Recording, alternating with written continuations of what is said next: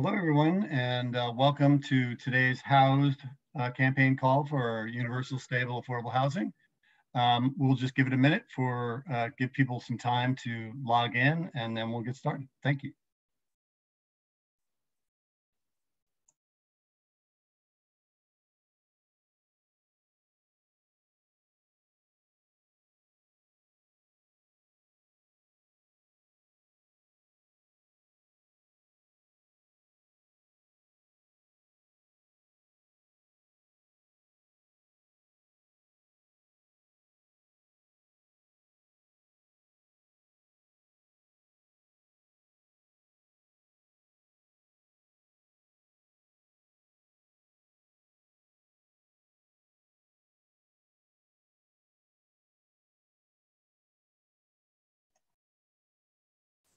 Hi, everybody. We're just giving it another 30 seconds or so for people to log into the call, and then we will get started. Thanks for joining us.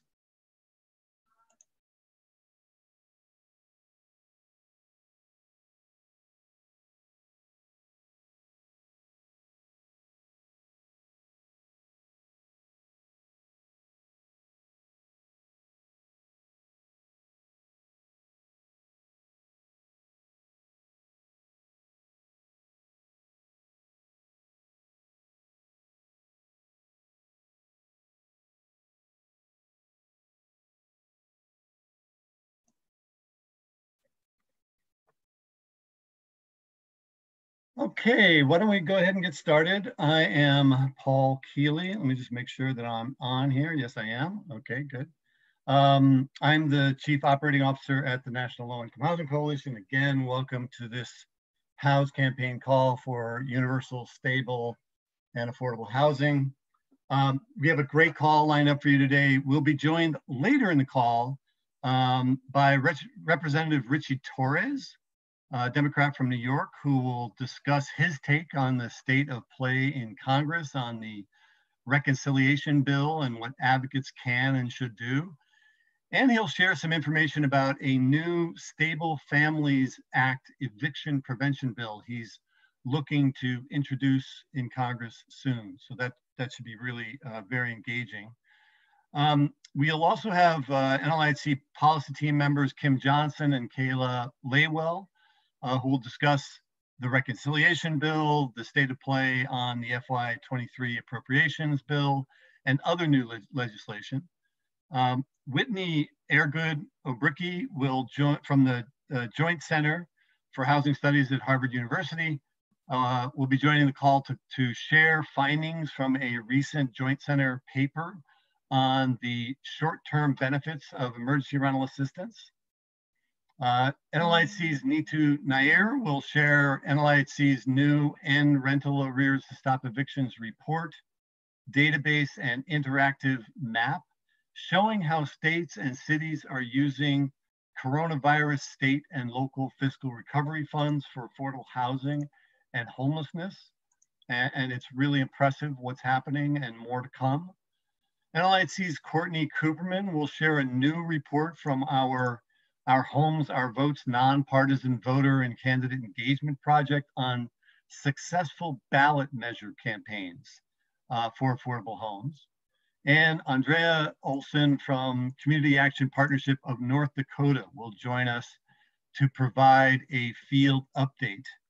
I do want to just take a moment to encourage people, if you haven't already seen it, on HBO and HBO Max, and it's also on YouTube. Last week tonight with John Oliver, he did a whole segment on rental housing, and he did a really, really good job of summarizing the main issues. He shared some information from the National Low Income Housing Coalition in that episode. It's really, really well done. An overview of where things stand currently in the US related to rental housing. So please be sure to check that out. The other thing I want to just mention before we get started is you'll see at the bottom of your screen, there's a Q&A box. Generally, I will be pulling questions that you might have for any of our presenters there. You may also, of course, use the chat box to communicate with one another, communicate with the panelists or whoever. But mostly I'll focus on the Q&A box for any questions for our panelists. So please be sure if you have specifically a question for one of our panelists, one of our speakers, please be sure to put your questions in the Q&A box. All right, I think we're ready to get started. And so without further ado, we're going to turn to Kim Johnson and Kayla Laywell from the National Low Income Housing Coalition on our policy team to give us some updates on what's going on with reconciliation, other legislation, and advocacy efforts. So take it away. I think, Kim, you'll get started, right? Correct. Thank you so much, Paul, and hello, everyone. I'm Kim Johnson. I'm a senior policy analyst here at NLIHC, and I'm joining today to bring you the latest updates from Capitol Hill. So we can start out with reconciliation. As I'm sure everyone on this call knows, Senate Democrats have been working to reach an agreement on a scaled down reconciliation bill that could pass before the November midterms. So those conversations have been almost exclusively between Senate Majority Leader Chuck Schumer and Senator Joe Manchin, who we all know as the lone Democratic holdout on last year's Build Back Better Act. Senator Manchin has insisted since negotiations resumed that any reconciliation package should focus on three major goals. One, lowering the cost of prescription drugs. Two, addressing climate change and energy production. And three, lowering the federal deficit by increasing federal revenues through increased taxes on corporations and the ultra wealthy. Now, months into talks with Majority Leader Schumer, we are finally starting to see the outline of a potential bill coming together, and it looks like it will address all three of Manchin's top concerns. But what is noticeably missing from the bill is, of course, the historic targeted affordable housing investments that we have been pushing for since the beginning of the Build Back Better Act negotiations, including significant funding for housing vouchers, public housing, and the National Housing Trust Fund. This is not the first time that housing has been on the chopping block in reconciliation discussions, and it was only thanks to the tenacious work of advocates that the Build Back Better Act had any money at all for affordable housing. It is going to be an uphill battle ensuring that these vital investments stay in the reconciliation package, but these life-changing investments are too important and too needed for us to give up now. That's why we're going to keep pushing Democrats in Congress to maintain those targeted affordable housing investments, including $25 billion to expand housing vouchers to an estimated 300,000 households, $65 billion to make critically needed repairs to public housing and ensure that public housing residents have safe, quality, affordable, and accessible homes, and $15 billion for the National Housing Trust Fund to build and preserve over 150,000 units of deeply affordable, accessible housing targeted to people paid the lowest wages. We're asking advocates to continue calling, tweeting, and emailing their members of Congress to urge them to include these once-in-a-generation housing investments in any reconciliation package that's moving forward. NLIHC has a call-in script and an advocacy toolkit to help advocates create their own messages to Congress as well.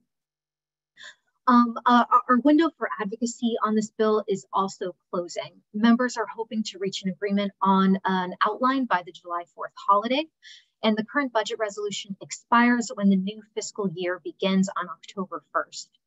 With Congress out of session for the majority of August, there are only a couple short weeks left for advocates to continue weighing in with their members of Congress on the importance of maintaining significant funding for targeted affordable housing investments in this package.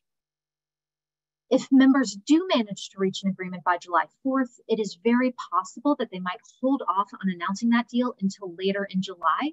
So finalizing and voting on the bill would run up against Congress's August recess. Doing so would limit the amount of time that opponents have to raise criticisms of the bill and would pressure Republicans in the Senate to limit their proposed amendments to the bill to a minimum in a process called vote-a-rama, during which senators have an unlimited number of amendments that they can offer to that bill. So while reconciliation talks continue, Congress is also working on drafting, reviewing, and approving their appropriations bills for fiscal year 2023. And that's despite appropriations leaders in the House and Senate so far failing to reach an agreement on a top-line spending number for the fiscal year 2023 package. Appropriations subcommittees in the House have already begun releasing and voting on their bills, and we are expecting the Transportation, Housing, and Urban Development Subcommittee, which provides funding for all of HUD's vital affordable housing and homelessness programs, to release their bill as soon as tomorrow, with the subcommittee markup scheduled for Thursday afternoon. NLAHC will publish, of course, our analysis of the bill's provisions as soon as it's out. House appropriators are expected to be done with their bills and to hold a full committee vote by June 30th, while Senate appropriators have yet to release their anticipated schedule for drafting, reviewing, and voting on those FY23 bills. Because there's no top-line funding agreement, House appropriators are using President Biden's roughly $1.6 trillion funding request or budget request as a baseline for their allocations. However, both Republican and Democratic votes are going to be needed to enact an appropriations bill in the Senate. So it is very likely that the final FY23 budget will be smaller than the drafted legislation in the House and the Senate. In order to ensure that HUD's vital affordable housing and homelessness programs receive significantly increased funding in the coming fiscal year, advocates should continue contacting their members of Congress and urging them to support the highest possible funding for affordable housing and community development programs in an FY23 spending bill. Finally, before I turn it over to my colleague Kayla, I wanted to take a minute to provide an update on the Eviction Crisis Act and Stable Families Act. For a quick recap, the Eviction Crisis Act was introduced by Senators Michael Bennet, Democrat in Colorado, and Rob Portman, Republican in Ohio. And the Stable Families Act, which is the House companion bill to the Eviction Crisis Act, will soon be introduced by our guest speaker today, Representative Richie Torres, who is a Democrat in New York. These bills provide an innovative approach to increasing housing stability by creating a new National Emergency Assistance Fund. So that Emergency Assistance Fund is a permanent program funded at $3 billion annually to help stabilize households experiencing an economic shock before it causes instability and, in worst cases, homelessness, which often require more prolonged, expensive housing assistance, not to mention, of course, the trauma of eviction and homelessness. Limited public resources, coupled with the growing cost of housing, has led to a crisis of evictions, as well as homelessness and other types of housing instability, particularly for people paid the lowest incomes. More often than not, families who are living with extremely low incomes spend over half of their incomes on rent, which leaves little left over for other necessities and puts them one unexpected expense, like a broken down car or a drop in work hours or an unreimbursed medical bill, away from eviction and, in worst cases, homelessness. The Emergency Assistance Fund is designed to test, evaluate, and expand upon proven interventions to help low-income families remain stably housed, and would build on the infrastructure that was created and lessons learned through the establishment of emergency rental assistance programs throughout the pandemic. The Emergency Assistance Fund would provide grants to state, local, and tribal and territorial governments that would be used to provide direct financial assistance to help households overcome that short-term financial crisis that's directly impacting their housing stability. Up to 25% of the $3 billion that would be allocated for that fund would also be able to be used for housing stability-related services like case management or rapid rehousing. And additionally, assistance is targeted to extremely low-income households who are most likely to face severe housing cost burdens and who are at greatest risk of housing instability in the wake of a short-term financial crisis. Senators Bennet and Portman, along with Senators Brown and Young, have introduced the Eviction Crisis Act in the Senate with bipartisan support, and Representative Richie Torres is expected to introduce the House companion, the Stable Families Act, soon. So we are circulating a sign-on letter so that organizations can show their support for these bills. So far, we have over 300 organizations joined on, but I think that we can get a few more. So I will drop a link to that sign-on in the chat when I'm done talking. And if your organization has not already joined, please do so. That's it for me. I'm happy to answer questions, but in the meantime, I will pass it to my colleague, Kayla Laywell, who will be discussing the Fair Housing Improvement Act. Kayla, go right ahead. Thanks, Kim. And hi, everyone. My name is Kayla Laywell, and I'm a policy analyst here at the National Low Income Housing Coalition. The Fair Housing Improvement Act would prohibit housing discrimination based on source of income, military status, and veteran status. Senator Kaine of Virginia and Representative Peters of California are planning to introduce this bill this Thursday, June 23rd. As many of you know, rental assistance can improve health and educational outcomes, increase children's chances of long-term success, and increase racial equity.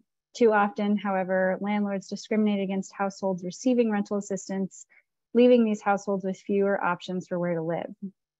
Research has shown that landlords deny housing to households with federal rental assistance, such as housing choice vouchers or HUD-VASH vouchers, particularly in markets without source of income protections.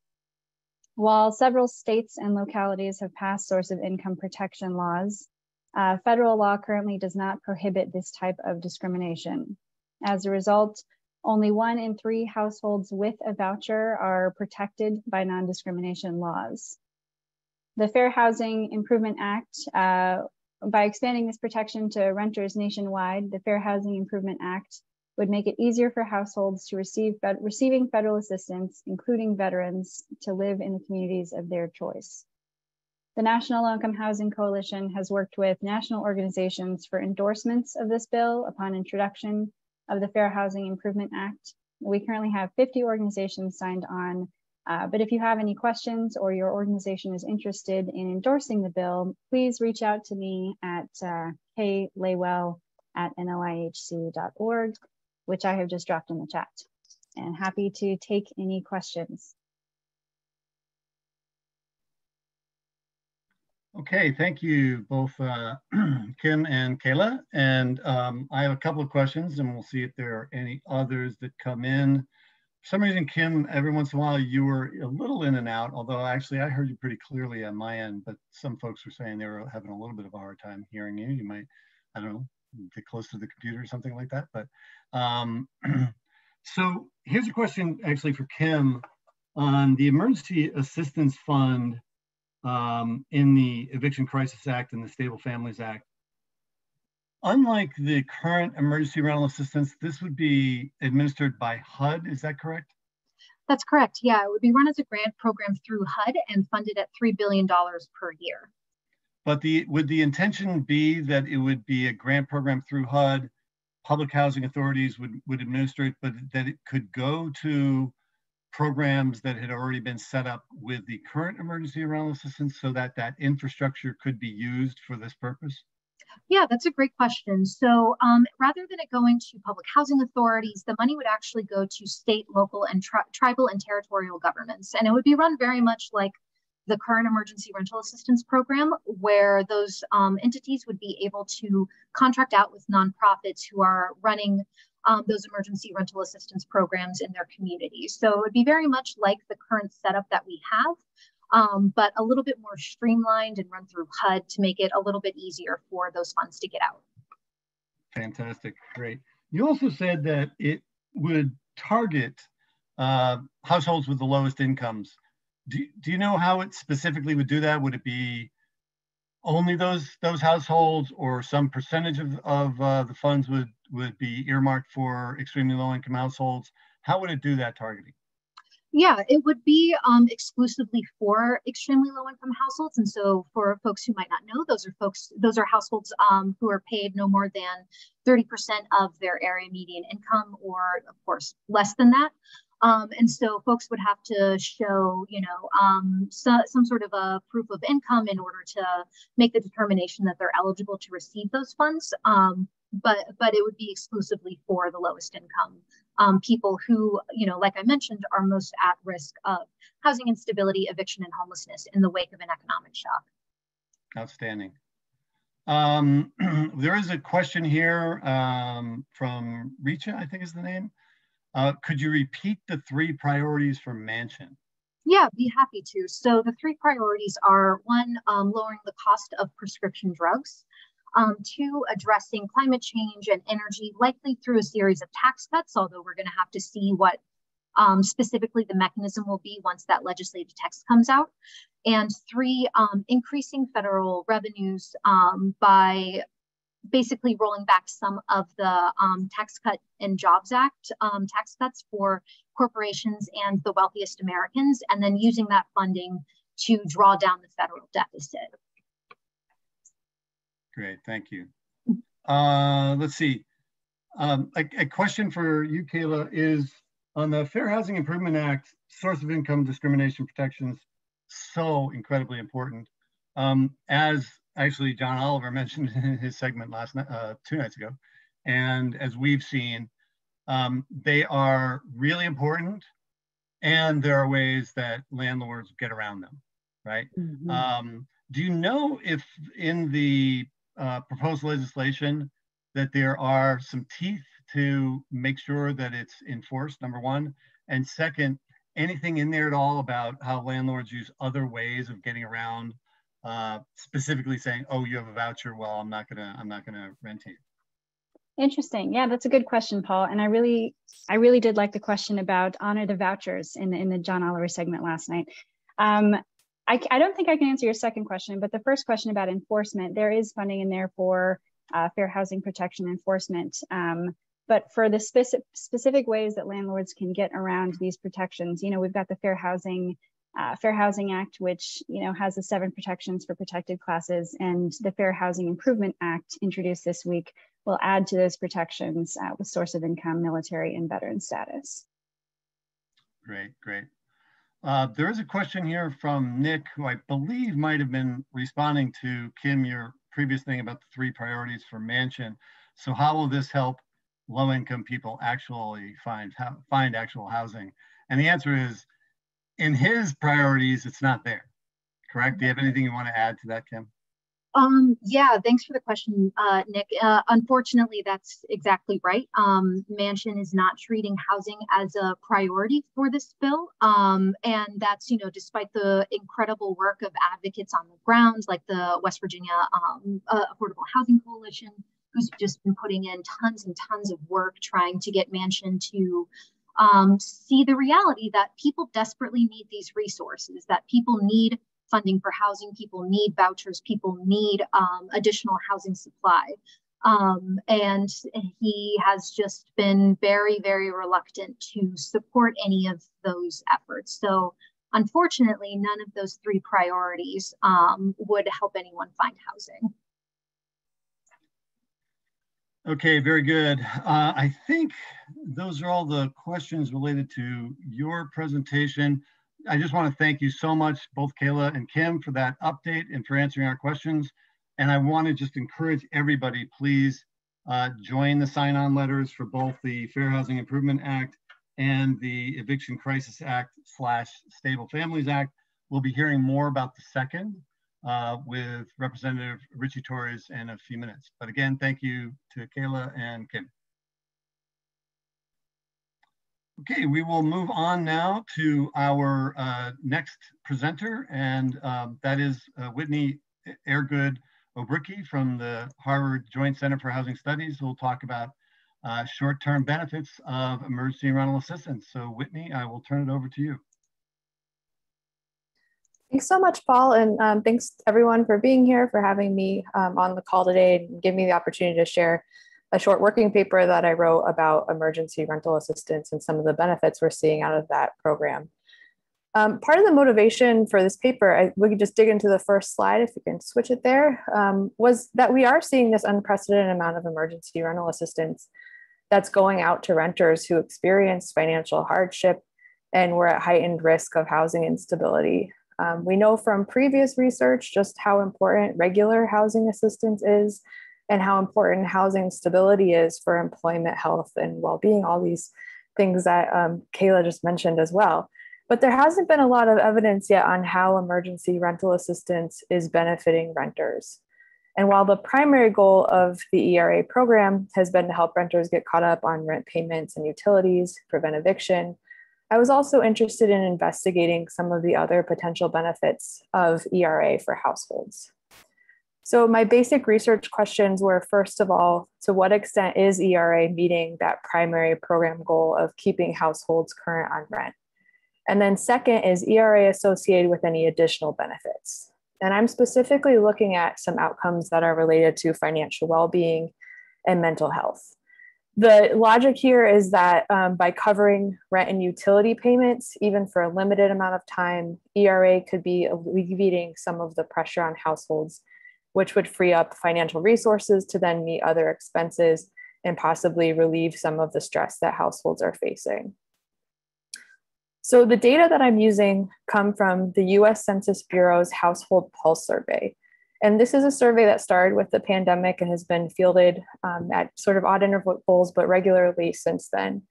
I'm using weeks 36 through 44 of the survey, and that covers the period from August 18th, 2021 up through April 11th, 2022. And I'm using these survey weeks because this is when all renter households were asked if they had applied for emergency rental assistance. And this then provides information about whether a household actually received emergency rental assistance, if they applied but were still waiting for a determination, or if they applied and were ultimately rejected. They also ask a bunch of questions in this survey about spending, about food security, mental health, and a few other factors, which makes it an ideal source for this research purpose.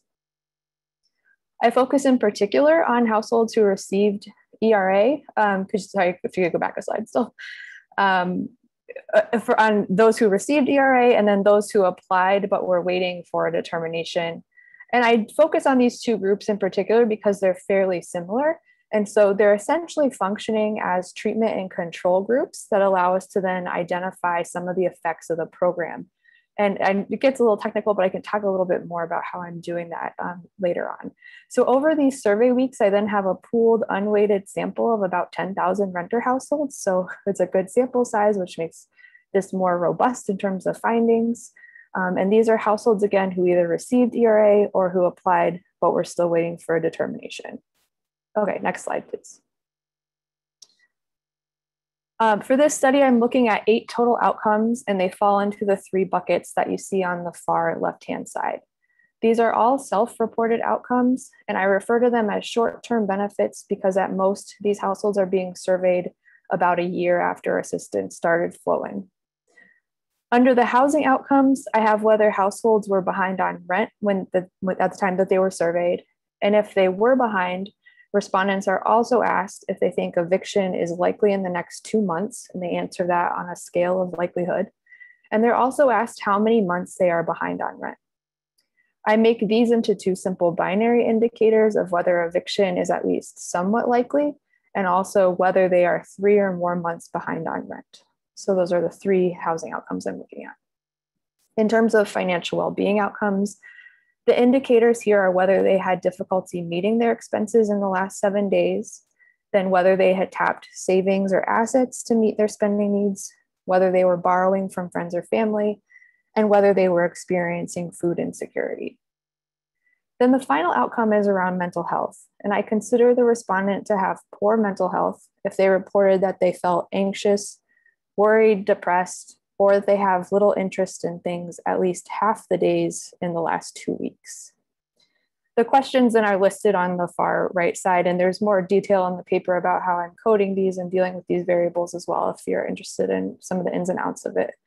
But I'm basically using these outcomes with 3 different methods to look at the differences between ERA recipients and the applicants who haven't received ERA yet. I start with basic descriptive statistics that just show the percentage of households in each group who have each of these outcomes. So it's say X% are behind on rent for each group. And then with the last 2 methods, I'm introducing more variables that help us control for differences that exist between the 2 groups that could impact these outcomes. So that's things like household income or recent job loss, where if there's a substantial difference between the two groups, we might see a different outcome just because of that. So after the descriptive statistics, I use a logistic regression model. And then finally, I use a quasi-experimental design, which is called propensity score matching. So I'm using this because ideally we would want an experiment like a randomized control trial to identify program effects. But I have observational data, and the respondents are not randomly assigned to the treatment and control groups. So by using this method, I'm using several input variables to match similar people from the recipient group to the applicant group to then isolate and be able to quantify the effect of receiving ERA. So I'm essentially trying to create more of an apples to apples comparison between people who are in the two groups. And basically what I'm doing with this methodology is I'm first of all saying, here's just the difference between these two groups. And if you don't believe that it's the program that's producing the difference, let's introduce some control variables to account for those differences. And if you still don't believe that it's the program, I'm going to further match observations from these two groups and then calculate treatment effects. So that's what I'm going to go through in the next couple of slides with these results. So let's start with the descriptives first of all on the next slide. Across each of the outcomes of interest, the basic statistics show that ERA recipients are less likely to report housing, financial, or mental health stresses. This first slide is showing the housing outcomes, and it shows that 65% of applicants were behind on rent when they were surveyed, compared to just 25% of those who received ERA. The recipients who were behind were also less likely to be 3 or more months behind on rent, and they were less likely to think they would be evicted in the next 2 months. So the gap between recipients and applicants is largest across these housing outcomes of all of the indicators I looked at, which suggests that the program is, primarily having its intended effect. And on the next slide, we can also see though that there are differences between recipients and applicants when it comes to the financial and mental health outcomes as well. So recipients were less likely to have all of these financial stresses, and were also less likely to report that they felt anxious, worried, or depressed.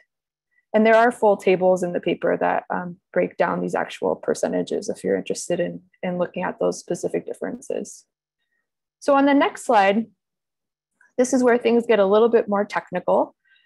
This chart is showing just the odds ratios for recipients for each outcome based on logistic regression modeling. And these outcomes each have their own model. So an odds ratio under 1 means that recipients have lower odds than applicants of experiencing that outcome. You'll note that these are all under 1, and then a dot further to the left means there's a bigger difference between applicants and recipients. So the odds ratio for behind on rent, that first indicator, is 0.18. And that means that rental assistance is associated with an 82% reduction in the odds of being behind on rent. And we generally see a similar pattern here as before, where the largest impact is on housing outcomes, but there are still significant reductions in the odds of experiencing the financial and mental health indicators as well. The smallest difference is in tapping savings or assets, and then the largest difference among these is in difficulty meeting expenses, with a 58% reduction in odds. Next slide, please. So the propensity score matching, again, is providing just another layer of balancing the characteristics of recipients and applicants to better isolate the effects of the program than the regression model can. So we can more firmly attribute any difference we're seeing between groups to the program itself by using this method. This chart is showing the average treatment effect for each outcome.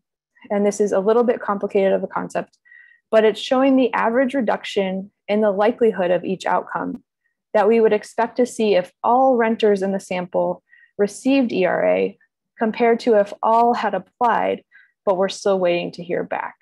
So by calculating average treatment effects, and then the paper also provides average treatment effects on the treated, we get sort of a counterfactual that gives us the effect of the program itself. The average treatment effect of receiving ERA is a pretty large 36 percentage point decrease in the likelihood of being behind on rent. That's that far left bar. And the effect is also quite large for the other two housing outcomes.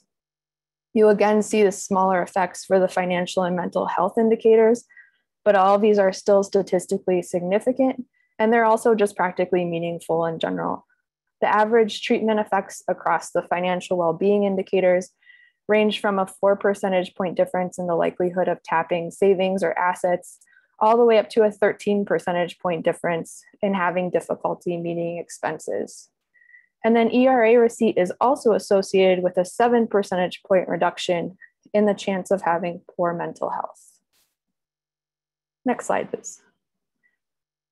So to wrap all this up, all these findings, right, what does this mean? So emergency rental assistance is associated with substantial short-term benefits for housing stability, financial well-being, and mental health. Across all these methods, the results consistently show that ERA receipt is associated with a lower likelihood of being behind on rent in particular, and the effect is substantial. So ERA is certainly meeting that primary program goal. ERA has been a crucial program in stabilizing renters, and the lack of sustained assistance as these funds are spent down is only going to be a problem as we go forward.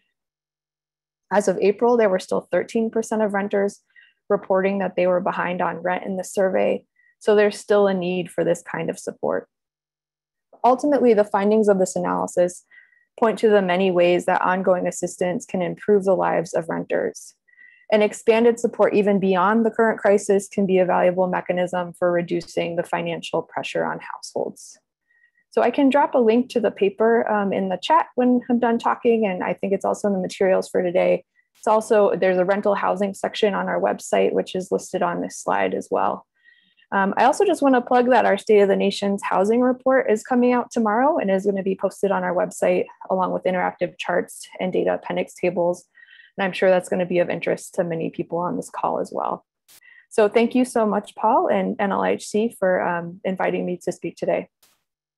Outstanding, Whitney. What important results that you found in your study? And I was just thinking as I was listening to you, you know, we really need to get these findings in front of members of Congress as they consider the Eviction Crisis Act and the Stable Families Act, which is about continuing to have a permanent emergency rental assistance program, because these results are really, really phenomenal. Let's see, I'm going to take a look at questions that we have here. There is a question here. In your chart, are there any ERA recipients within Section 8 or project-based Section 8 voucher public housing? Did you break that out at all? We don't have good data on that. So the survey is not explicit about where people are living necessarily. We do control for structure type, but I don't have information on what type of housing people are living in terms of whether it's subsidized. Great. Looks like Kim may be addressing this question, but I'll ask you anyway. Do you see any demographic differences between those who received assistance versus those who are waiting for assistance as a comparison in and of itself? There aren't too many differences, which makes this a pretty straightforward comparison to start with. And then the rest of this is just controlling to make sure we've covered all of our bases, right? Those who have received assistance were less likely to have lost employment income, which was one reason why I wanted to control for that. Other than that, they, you know, in terms of race, in terms of household income, they are very similar groups. And there's more information in the paper as well on some of those differences, but they make a very nice treatment and control group because they are relatively similar. Great. There was another question here that I think I can just quickly address. Can this program make owners out of renters? That's not the intention of the Emergency Rental Assistance Program. Correct. But I will echo what Ayana Sim says, and that is, thank you, Whitney. This is important work and much, much appreciated. So thank you very, very much for presenting that today. I will just share with everybody that we have a summary of this report in our memo to members and partners that just went out today. So if you receive our memo to members and partners, you'll see a brief summary with a link to the report and so forth. So let me just see, do I have anything else? Okay, I think that'll do it for now. We do have to move on in our agenda, but thank you once again, Whitney. Excellent. Thank you so much, Paul. Okay, thanks. Okay, we will move on now to our next presenter, and that is Neetu Nair, who is a research analyst at the National Low-Income Housing Coalition, who's going to talk a little bit about a new analysis that we conducted here at NLIHC on how states and cities are using the coronavirus state and local fiscal recovery funds for affordable housing and homelessness efforts. So I will turn it over to Neetu. Thanks, Paul. And hi, everyone. So NLIHC has tracked state and local fiscal recovery fund investments made for housing. Next slide. Thank you. Since there are thousands of grantees that receive these funds, we limited our sample to all 50 states plus DC, Puerto Rico, and 60 localities that are made up of the top 10 cities and counties that receive the highest local fiscal recovery fund allocation, plus the largest city or county in every state to account for geographic diversity. So our sample accounts for over 64% of all state and local fiscal recovery funds awarded nationally. Next slide. Recently, we launched some resources and tools to help advocates and policymakers looking to make similar investments in their jurisdictions. These resources are available on NLIHC's new webpage, including an interactive map and a searchable database. The database includes information on programs funded using fiscal recovery funds, total investments made towards each program, and who these programs are intended to serve. Next slide. We also released a new report on initial trends in housing investments using fiscal recovery funds, and I'll share some quick findings from this research. Next slide. Over 49% of the jurisdictions tracked in our sample used these funds for housing activities, including half of all states and over 41% of the selected cities and counties. From our total sample of 112 jurisdictions, we found that that 55 are allocating over 13.8 billion for housing. Next slide, please. And 28 states, the District of Columbia and Puerto Rico have allocated fiscal recovery funds for housing. Investments on the state level range from 1.5 million to 7.4 billion, with a majority allocating between 29 and 280 million. New Jersey, Washington, Nevada, and DC have invested over 430 million in housing, and California has invested more than 7.4 billion. Next slide. The sizes of housing investments also vary greatly among localities, with investments ranging from 2.9 million to 530 million, with the majority allocating between 15 and 60 million for housing. LA County and the City of New York have allocated more than 450 and 530 million respectively. We have identified several different housing activities that are being funded with state and local fiscal recovery funds, and we've categorized these into 5 major buckets.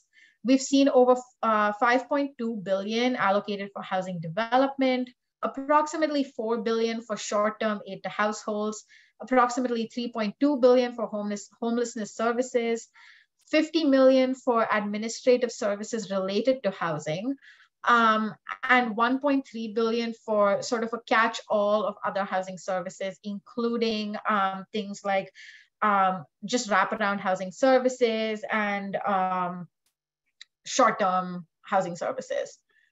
Next slide. So fiscal recovery funds can be used to fund affordable housing development, rehabilitation, and preservation. Any project that would be eligible for funding under the Housing Trust Fund or the Home Investment Partnership Program is presumed to be eligible for fiscal recovery funds as well. Grantees can use these funds for grants, loans, or short-term assistance. And given the expenditure deadline of these funds, Treasury's final rule and frequently asked questions both explain how grantees can sort of structure these funds via long-term loans that mature or are forgiven after the expenditure deadline of December 31st, 2026. Our initial analysis indicates that affordable housing development is the most common use of fiscal recovery funds. Over 5.1 billion has been allocated to acquire, construct, and preserve housing units. Notably, California has allocated over 1.75 billion towards housing development, with other states like Illinois, Colorado, and DC investing in development as well. Recently, we heard that the state of Nevada won legislation approving $470 million for a combination of development, preservation, and acquisition efforts. Other localities include Baltimore, Maryland, Denver, Colorado, and Boston, Massachusetts, with investments between 20 and 60 million for development. Next slide. Funds can also be used to provide housing and services for people experiencing homelessness, including targeted street outreach, emergency shelter and rapid rehousing, long-term solutions such as the development of permanent supportive housing are also eligible uses of fiscal recovery funds. Vermont is allocating 64 million to provide capital awards for development of emergency shelters. Similarly, LA County is allocating 30 million for rental subsidies for permanent supportive housing.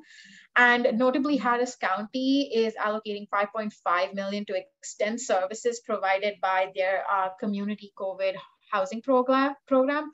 So individuals receiving vouchers can also access navigation and supportive services. Next slide, please. States and localities have allocated 3.9 billion in fiscal recovery funds for short-term aid to renters, including 1.3 billion for rental assistance and 2.2 billion for utility assistance and around 225 million for legal aid services. Fiscal Recovery Fund guidance does not include requirements related to applicant eligibility, citizenship, or documentation, nor does it actually enforce caps on the length of time assistance can be offered, making these funds really flexible for short-term aid to households. Notably, New Jersey and Washington are using fiscal recovery funds to bridge their emergency rental assistance programs as those funds begin to be drawn out. New Jersey is investing 750 million and Washington is investing 403 million for these new versions of emergency rental assistance programs. Next slide.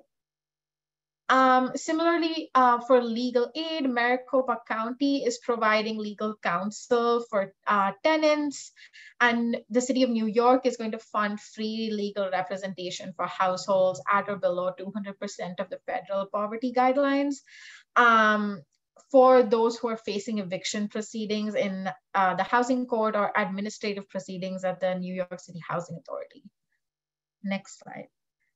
Local governments in 30 states will be receiving their second tranche of fiscal recovery funds in the coming weeks. So decisions on how to allocate the second round of funds are taking place now in many states and localities, making this a really critical time for advocates to engage with their elected officials about using these funds for housing services. There are no universal set of recommendations for making housing-related fiscal recovery fund decisions that will be appropriate for every community. So decisions about using these funds for housing will obviously depend on a variety of factors, such as the current availability of other resources for short-term housing assistance, homelessness services, and of course, the jurisdiction's current supply of affordable housing. With this caveat in mind, the following recommendations are designed to ensure that any funds used for affordable housing are targeted to the lowest income and most impacted communities and advance racial and economic equity. So firstly, a data-driven and community-informed approach is essential to ensuring any funds used for affordable housing meet the needs of people with the lowest incomes. Treasury's compliance and reporting guidance require that fiscal recovery fund recipients describe how their funds have been informed by feedback from constituents, community-based organizations, and the communities themselves. Jurisdictions across the country, including, for example, places like Nevada and Rhode Island, have formed task forces and steering committees to sort of explore how these funds can be used to address the most urgent housing needs in their communities. Secondly, address homelessness by prioritizing housing first programs. Thirdly, we recommend that preventing evictions in the short and long term by maintaining and expanding eviction prevention infrastructure and funding right to counsel and other eviction diversion programs. Addressing the severe shortage of affordable homes for the lowest income households by increasing the supply of homes, affordable, and prioritizing projects that support long-term affordability. And finally, affirmatively furthering fair housing. Next slide. So NLIC's webpage also includes a link to other resources published by treasuries and other organizations that can help advocates and policymakers make these critical decisions about fiscal recovery funds. And we'll be sure to share all of these resources along with these slides after this call. Next slide. And as always, please feel free to reach out to me or my colleagues, Elena or Tori, for additional information about this research. Or if you're aware of a jurisdiction in our sample that is using fiscal recovery funds for housing but isn't recorded in our database, please feel free to reach out to us as well, and we'll be sure to update our records accordingly. Thank you so much. Great. Thank you so much, Neetu. I'm going to just maybe combine two questions that came in. One from Brandy that says, how many of these programs are government run with public oversight, and maybe somewhat related is in Tennessee, we lost $80 billion through quasi-governmental agencies and nonprofits. What is the guarantee these funds, what is a guarantee that these funds go missing or don't go missing? That's a really great question. I don't have the exact number to share with how many are sort of administered by local governments or state governments versus how many are being administered through partnerships with CBOs or other agencies, but we have seen a fair mix of both options. I think what would be helpful to note here is that because Treasury's reporting guidance does insist that states and localities sort of get feedback and have partnerships with sort of all constituents to make sure that the decisions being made on using fiscal recovery funds meet the most target the most critical need. Hopefully there will be some oversight in that process that helps ensure there aren't any misappropriation of funds. Outstanding. Thank you so much, Neetu. We've got to move on in our agenda, but really, really great information. Phenomenal. You know, think about $14 billion being invested in affordable housing and homelessness programs. Really, really tremendous.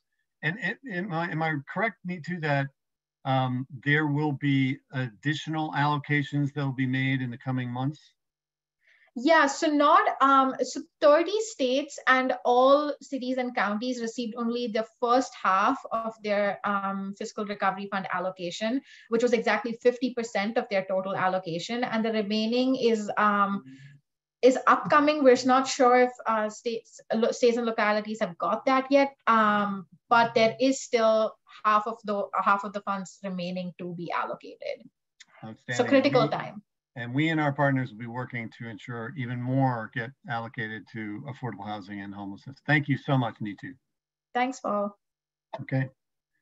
All right, we will move on in our agenda now, and our very own Courtney Cooperman, a housing advocacy organizer at the Coalition, will be talking about successful ballot measure campaigns for affordable housing and new resources we've put out on that.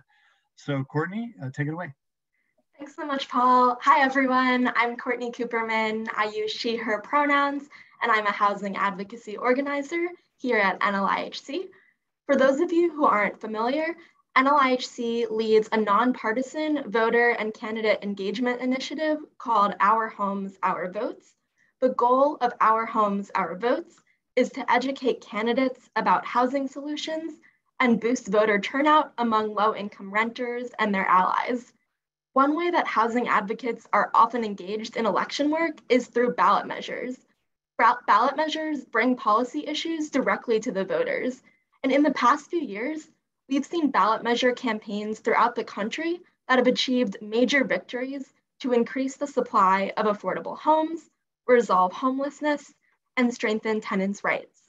Just last week, we published a report called Housing on the Ballot: How to Organize a Successful Ballot Measure Campaign for Affordable Homes.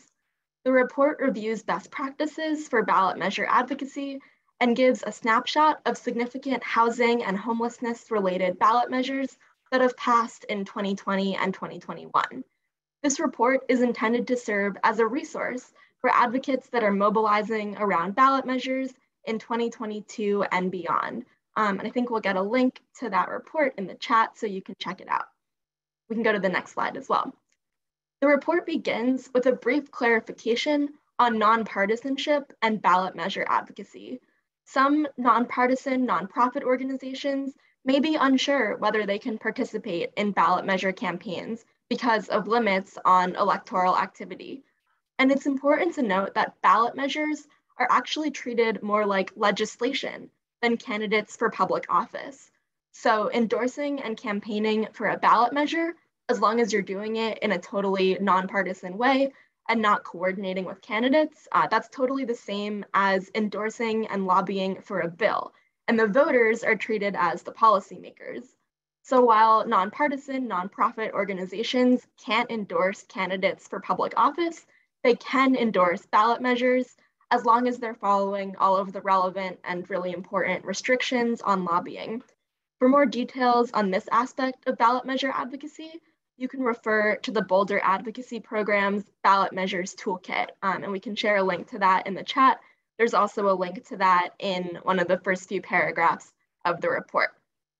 So that's kind of the first piece, just as the report is getting started. And the next section gives an overview of select housing and homelessness related ballot measure campaigns from the 2020 and 2021 election cycles. We break these ballot measures down into 3 categories. The first is increasing resources for affordable housing. The second is strengthening tenants' rights. And the third is addressing homelessness. Within the category of increasing resources, we spotlight a few ballot measures that fell into a few different ways that the ballot measure would go about increasing resources, so how they were raising and allocating that funding. The ones that we highlighted from 2020 and 2021 did so by redirecting existing funds, by raising real estate taxes, by issuing bonds, and by imposing fees on short-term rentals. Within the category of strengthening tenant protections, we highlighted rent stabilization ordinances that were enacted by ballot measure, and also right to counsel in eviction court that was enacted by ballot measure. And within the category of addressing homelessness, we highlighted increasing resources for homelessness resolution, and we also highlighted the defeat of a ballot measure that would have criminalized homelessness. We can go to the next slide. So this little overview section of the report summarizes ballot measures from 15 municipalities across 7 states. Again, this is not comprehensive of every single ballot measure that touches upon housing that passed in the past 2 years. These are just the ones that were especially significant that we wanted to highlight, but there are some additional ones we tracked, and if you want to know more about that, you can definitely reach out. And it's important to note also that there's this kind of, you can see there's some gaps in the map. It may seem like, oh, this didn't really happen in that many places, but actually not all states allow ballot measures, and they're much more common in some states than others because of the state rules that govern them. So looking into your state's rules is always an important first step if you're considering pursuing a ballot measure campaign. And you can see that they are taking place from coast to coast, really, in all parts of the country, and the momentum is only growing. So we can go to the next slide. So this momentum for housing and homelessness related ballot measures at the local level shows that voters are really ready for bold housing solutions when you put these solutions directly before them on their ballots. And voters are actually sometimes very far ahead of what their elected officials are willing to enact. Bringing an issue directly to the voters can be a great way to pass an ambitious proposal when local officials are reluctant to do so. But ballot measure campaigns can be expensive and time-consuming and complex to navigate. And that's really why we produce this resource, to break down the best practices in ballot measure advocacy that will help you get your campaign off to a strong start. The first of these best practices is to know the basics of ballot measures. Like I said, the rules around ballot measures, if they're even allowed at all, are different in every community. So you'll want to know what it takes to get a measure on the ballot, what the threshold for passage is, and all of those other kind of ballot measure 101 in the state that you're in. The second is to design the campaign based on your resources and capacity. Know whether you're going to be volunteer driven or perhaps hire outside consultants. Really assess the resources at your disposal and determine the scale of the campaign based on that. The third is to build a strong and diverse base of support. A lot of the successful ballot measure campaigns that we highlighted in the report built really diverse coalitions that brought along the business community or transportation advocates or public health advocates. And that can be really powerful in bringing people along, bringing other bases of support along that maybe aren't tapped into the impact on housing, but there's an impact on these other sectors. And you can gain a stronger outcome in the election if you mobilize these different constituencies together. Next is to mobilize and follow the leadership of directly impacted communities. This is really crucial. Tenant and resident leaders are important trusted messengers that can drive the campaign and ensure that their voices are really at the center and the impact on them is centered. Next, develop clear messaging. Ballot measures can be pretty complicated. The wording can be challenging. So you want to make sure that voters know what to expect, what they'll see on their ballot, and also to know in advance what that means. Harness the media. We saw a lot of really great examples of relationships with local journalists that were cultivated that really raised the profile of the ballot measures. Next, organize accessible campaign activities. And last, to integrate voter registration and mobilization into the campaign, because your ballot measure can't pass unless your supporters turn out to vote. Next slide. Throughout the report, we also feature 3 case studies: the campaign to permanently fund Philadelphia's Affordable Housing Trust Fund, the Keep St. Paul Home campaign to enact rent stabilization, and the campaign to fund Denver's homelessness resolution plans. The detailed stories of these winning ballot measures offer deeper insights into the proven strategies for organizing winning campaigns. Next slide. So I encourage you all to check out the report. Visit ourhomes-ourvotes.org to learn more about how housing organizations can get involved in election efforts. And please reach out to us if you're working on a ballot measure in this cycle. We would love to spotlight your work to offer support. And lastly, we also host the bi-weekly Our Homes, Our Votes webinar series. So if you're interested in diving deeper into this work, I definitely encourage you to join, and we'll share that registration link in the chat. Outstanding. Courtney, thank you so much. What a great resource this is. Really encourage everybody to take a look at it. And really, really good overview today on today's call. I do want to ask one question, because Brandy Price asked this a long time ago earlier in the call, and I said, well, I'm going to get to Courtney on this. It's not about ballot measures, but I know that you would have an opinion about it. Would it be possible to make voting more accessible by placing, and I'm not sure, there seems to be a word missing, but placing them, or voter registration or whatever within public housing projects? Yes, I saw this question come in at the beginning. I was like, oh, I really hope Paul saves this for me because I really want to answer it. So the answer to that is very much yes. Actually, a few months ago, HUD sent out a few emails to their listservs that are both clarifying what voter engagement activities public housing agencies and other HUD-assisted properties can do, and not just clarifying that these things are okay, but actually actively encouraging them. And one of those things is that public housing buildings can use their community rooms as both voter registration sites and polling locations. So I can share a link in the chat to that announcement from HUD. That's really just clarifying that this is okay and also encouraging it as a way to make voting more accessible to tenants. Outstanding. Thank you. I'm glad I saved that question for you, Courtney. All right, so we're going to move on our agenda. Thank you again, Courtney Cooperman. And our next presenter will be providing a field update, Andrea Olson, Executive Director of Community Action Partnership of North Dakota. I will turn it over to you, Andrea. Hi, great. Thanks, Paul. Thanks for having me. Do you folks have my slides? Oh, perfect. Fantastic. Thank you. Yes, my name is Andrea Olson. I'm the Executive Director of the Community Action Partnership of North Dakota. So for those that are familiar with the world of community action and community services block grant, we've been around for a really long time. We're a legacy organization that was started under President Johnson's administration to fight the war on poverty. And I work as the State Association Director in North Dakota, working with all of our community action agencies that collectively serve all 53 counties in our state. And I was really excited to have the invitation to be here today. This is an organization that means a lot to us and all of the work that we're able to do. So thank you for having me. And we can go ahead and go to the next slide. Specifically, what I'm here to talk about today is our SSVF program. This is Supportive Services for Veteran Families, and a new partnership that we have recently had the opportunity to deploy.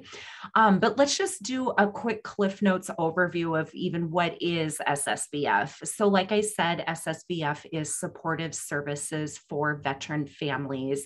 SSVF was actually started under President Obama's administration with the goal to end veteran homelessness. And I think it's important to mention that within the parameters of the SSVF program, this funding for SSVF comes directly from the VA, from the National Veterans Administration. And what they had decided they wanted to do was start to partner with nonprofit organizations to help those reach veterans that are hard to reach, you know, folks who might not necessarily be engaged with VA medical centers, so on and so forth. But the VA, so we're going to talk today about our new partnership with Legal Services, but we also have a separate initiative under this SSVF program called Shallow Subsidies. And one thing I wanted to make sure I mentioned on the call today is that the National Low Income Housing Coalition folks, you guys had released a study. It wasn't too terrifically long ago. I believe it's titled The Gap, a Shortage of Affordable Rental Homes.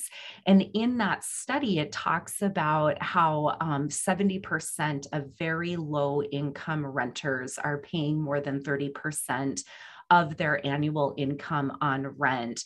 And the VA actually cited that study when they decided to deploy shallow subsidies across the nation. So I just wanted to make sure that I mentioned that, because I think that's a terrific nod to the great work that we see when we're part of coalitions like this. So back to a Cliff Notes version of SSVF. SSVF is all about promoting housing stabilities among very low income veteran families.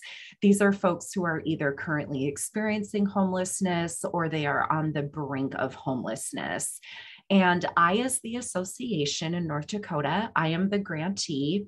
And then each of our 7 community action agencies are my subgrantees. And they are all terrific partners in this statewide program. And so what this looks like, you know, for those that are booted and suited on the ground, each community action agency in North Dakota has a dedicated veterans case manager. This is the person doing, you know, outreach in the community. This is the person working directly with the veteran experiencing homelessness or who is on the brink of homelessness. This case manager works very closely with the veteran, providing assistance in obtaining VA or other benefits that might be available.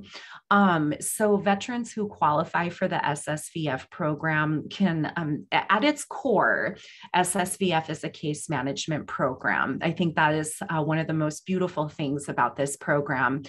And then it's married with this opportunity for us to provide what we call temporary financial assistance.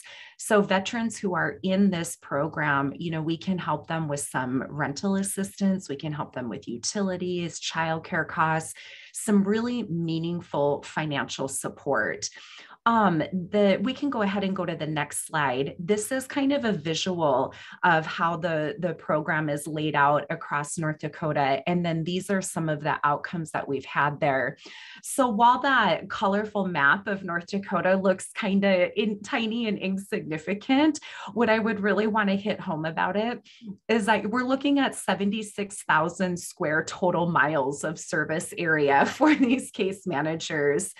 And each year we're serving 300 to 350 veterans, and that's statewide. You can see there over on the right-hand side, we recently exited 265 folks, and we're exiting folks into mostly permanent housing. About 70% of our folks leaving are going on to permanent housing. So we're having very successful housing outcomes for folks. We can go to the next slide. So now, like I mentioned, we're going to be talking about this new partnership that we've been able to deploy with Legal Services. Legal Services of North Dakota is another nonprofit organization, and they provide legal consultation for North Dakotans who are experiencing poverty. But what the VA did for us is they made some additional funding available through the American Rescue Act funding. And they said that they recognize that we need to enhance access for legal services for veterans through expanded and improved direct legal aid. So we were very excited.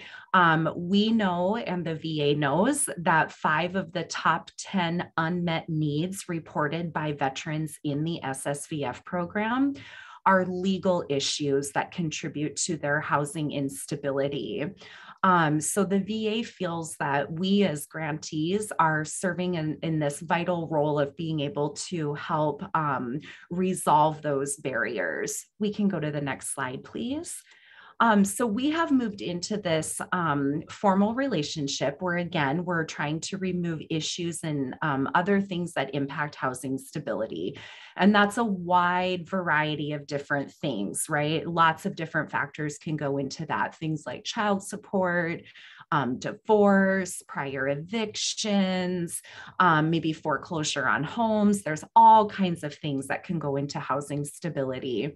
And so what Legal Services and us are really trying to do, and again, with guidance and financial support from the VA, is really a more robust approach. You know, we're really trying to break down silos. We like to say we're saying no to silos. We have partnership guidelines that have been developed. In fact, some of what we've developed in North Dakota has been shared across the nation, which is very exciting. But, you know, we've got the release of information taken care of. We are case conferencing different veteran cases together. We have an established referral process. And, you know, this is a brand new partnership. And one of the things that we do in community action is an evaluation, a management tool that we utilize called ROMA. So results-oriented management accountability. We're eager, we're excited, we're really looking forward to building this effort to better help veterans. We'll go ahead and go to the next slide, please. And I just wanted to leave on this last note because I know we are all joining from places all across our nation. But if you go to this link that's on the website here, and I'm happy to punt this into the chat window as well, this will give you a list of all the SSVF grantees across the nation. So please do continue to make referrals to your local SSVF program. If you have any veteran and their family that's experiencing homelessness or at risk of homelessness, SSVF is a really great resource for them.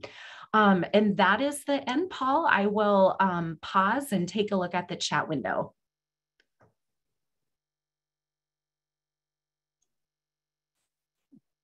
Thank you very, very much, Andrea. I'm looking, I don't see any questions right yet. But phenomenal work, and it's really, really great to see that you're doing that work so effectively. We do have a question here. Let's see. What if the veteran passed and have children? That's a very good question. It's going to depend, of course, on eligibility guidelines, like income guidelines. They need to be 50% of AMI. So I would definitely feel that that is worth an inquiry for sure with whomever your local SSVF program is. Okay, very good. Thank you. Yeah. I'm not seeing other questions just now. I am also checking to see if Representative Torres has joined us. It looks like not quite yet. So there is a comment here. I'd like to inform everyone here that veteran status begins with enrollment. Here in New York City, families who reside in subsidized housing are not informed that they can remain on the lease even though their income will be counted. So I don't know if you have any comment about that, Andrea. I don't. I agree. I think veteran status, we hear that and we think, oh, that'll be pretty cut and dry. That's pretty black and white, but it's not. There's a lot of nuances and whatnot that goes into that. We utilize what's called a DD 214 to verify veteran status. And then we also have access to a system called Squares that will also help us determine if the veteran's eligible for SSVF. We work really closely with the VA Medical Center on this project, and specifically with their homeless outreach division. So it has been an incredible learning experience. But yeah, we are going to keep you guys posted, Paul. And again, thank you for all the great work that you guys are cranking out. That study that you guys did was extremely beneficial for us. And like I said, I just think that's a testament to all the great things that happen when we are part of coalitions. Thank you, Andrea. And that is, the gap is something we do every year. And so you can look forward to that being updated again next year. But thank you for the shout out about that. I do believe we have Representative Torres with us, or at least the staff person is with us. Is that correct? Just checking here. I see a box that says Representative Torres, and I think it's still muted. So maybe the representative is just joining us. What I will do in the interest of time is I will share a few words of introduction of Representative Torres, and hopefully he will be able to join us. So Congressman Richie Torres was elected to represent New York's 15th district in the House, the U.S. House of Representatives, in November of 2020. Becoming the first openly gay Afro-Latino man elected to Congress ever. Representative Torres has already become a leader in Congress in the fight for affordable, accessible housing for people with the lowest incomes. His voice was absolutely pivotal in ensuring the historic affordable housing investments remained in the House-passed Build Back Better Act, which, as we know, stalled in the Senate because of one Democratic senator. But he not only led dear colleague letters that galvanized support of half of the Democratic caucus, but he met with President Biden directly to make the case for vital housing investments, and he appeared frequently on national news programs to explain why affordable housing investments for people with the lowest incomes are essential. I saw him many times on television. He would always say he had just a few priorities, and affordable housing for people with the lowest incomes was always on that list. Because of his leadership already in his relatively short time in Congress, NLIC recognized him earlier this year with something we call the Sheila Crowley Housing Justice Award for his work to elevate the need for historic affordable housing investments for people with the lowest incomes in 2021. We are really, really pleased to recognize him with that award. And his speech accepting the award was one of the most powerful things I've ever heard about affordable housing, why it's so important. and why we as a nation have to act on it. It was just really, really inspiring. I've done a couple of presentations after that, and I'll use a clip of that in my presentations because it just says it better than I can. So I'm just checking to see if Representative Torres is with us. I'm here. Oh, fantastic. Representative Torres, thank you so much. I just did an introduction. I don't know how much of it you heard, but needless to say, we are so, so glad that you're joining us today, and I'll turn the baton to you. Well, thank you so much for the kind words, Paul, and I deeply value just the relationship I have with the National Low Income Housing Coalition. So I'm going to speak briefly about emergency rental assistance. Obviously, during COVID-19, there were millions of people who were at imminent danger of eviction, more than 20 million renters and households that saw serious job losses. During the peak of the pandemic, the unemployment rate rose to almost 15%. In a place like the South Bronx, it was 25%, which is depression level unemployment. And so in response, Congress appropriated $46 billion for emergency rental assistance. But the need for emergency rental assistance extends far beyond COVID, especially as moratoriums are being lifted across the country. And so in partnership with the National Low Income Housing Coalition, I plan to introduce at the end of the month legislation entitled the Stable Families Act, which would establish a permanent emergency rental assistance program, which is long overdue. We should not wait for a global pandemic. The housing crisis, the affordability crisis is an ongoing emergency, and we should have in place a permanent emergency rental assistance program. And I look forward to collaborating with all of you and advancing the legislation.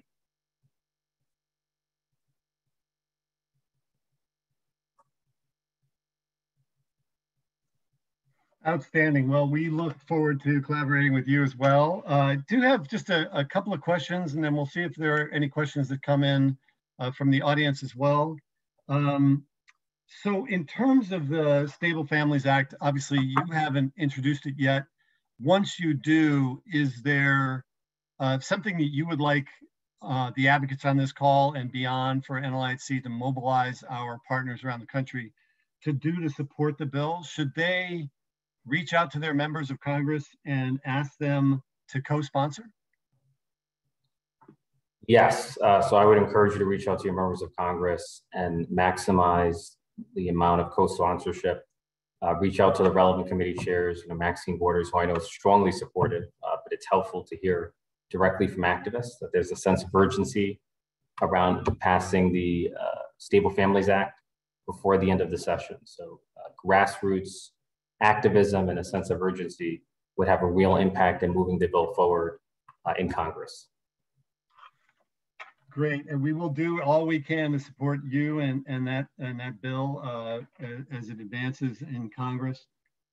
We had Chair Waters on this call not a couple of weeks ago, and she was talking about the reconciliation bill and how she just doesn't want to believe it's over in terms of getting affordable housing investments in that. Do you have any take on where you think things stand, and what advocates can do to maybe I know that there's a small group negotiating it. Is there anything else we can do to get some vital housing investments in the reconciliation bill at this point, in your opinion? Well, as you know, the House, we did our part. We passed a robust Build Back Better, which included robust investments in affordable housing. So the ball is in the court of the Senate. My understanding is that there are ongoing negotiations between Schumer and Manchin. 2 points of optimism. First, we know that housing in general and public housing in particular is a priority for Majority Leader Schumer. And he is at the lead of the negotiating table in the Senate. Joe Manchin has had multiple concerns about the Build Back Better Act, but I do not recall him ever raising housing as a concern. I know he's objected to the climate change provisions. He's objected to the child tax credit. I disagree with his position on those, but I've never heard him express opposition to the housing component. So that's I think given the absence of stated opposition from Manchin, and the expression of support from Majority Leader Schumer, that is some reason for hope. But the Senate is an endless stream of disappointment. Great. I mean, the other thing that we have pointed out certainly is that one of the things that Senator Manchin and of course the Biden administration, everybody in Congress is focused on as well, is how do we get inflation under control? And about a third, I believe it is, of the consumer price index is housing. And if we were to build and operate homes affordable to people with the lowest incomes, in fact, it would make a dent through the National Housing Trust Fund and through other investments. It would make a dent in one of the things that's contributing to inflation nationwide. And I just don't know if that pitch works with Senator Manchin and with others who are making that decision, but we're certainly beating that drum. It's a fact that three dominant drivers of inflation are food, energy, and housing. And we need more housing supply and more housing subsidy. We need to create enough housing to meet the demand for affordable housing, but we also have to ensure that the housing we create is deeply affordable to the lowest income families. And that's where the federal government comes into play. Right? Only the federal government can subsidize housing deeply enough to reach those in greatest need. But I think the need for housing as infrastructure has taken on new urgency in light of inflation. There is a comment I'll just share with you and see if you have any thoughts about it from one of our attendees. We need a state of emergency for housing. Do you support it? I know what your answer would be about that. Why is it so hard to get a bipartisan deal for the people who are suffering, but we can fund a war? I would say, look, you only have one political party in America that is a defender of the social safety net. And it took a long time even to get fellow Democrats on board. I mean, historically, there was no vision of housing as infrastructure. That's a new development because of the advocacy of the National Low-Income Housing Coalition, because of the leadership of Chair Waters. So we've made progress within our own party. But the social safety net, including housing, is under unprecedented assault from, I'm going to make a partisan statement, but from the Republican Party and from the conservative movement. So there's a much greater constituency for war in Washington, D.C. than there is for meeting the domestic needs of our people. Right. Well, I mean, one modest, I guess, sign of some bipartisanship is that the companion bill to your bill in the Senate does have a few Republicans who are co-sponsors of that Eviction Crisis Act, which is sort of a companion to your Stable Families Act. Any prospect of getting any Republicans in the House onto your bill, Stable Families Act? I think so, especially since there's Republican support for the Senate version. Right. That's going to send a signal to more moderate Republicans on financial services and elsewhere that you could safely sign onto the bill. Fantastic. Well, we will do everything in our power to make that happen. People on this call and our advocate partners around the country will do everything we possibly can. Just thank you so much, Congressman Torres, for your leadership on affordable housing. We admire you so much and we appreciate you so much. Thank you so much for joining today's call. Take care, everyone. Take care. Bye-bye. Okay, everybody, that wraps up our call for today. Thank you so much for joining us. Thank you to all of our panelists and presenters for their joining us as well. Please sign on to those sign-on letters we shared with you earlier. Check out the resources that we share with you during this call and have a great week. Thank you, everybody. Take care. Bye-bye.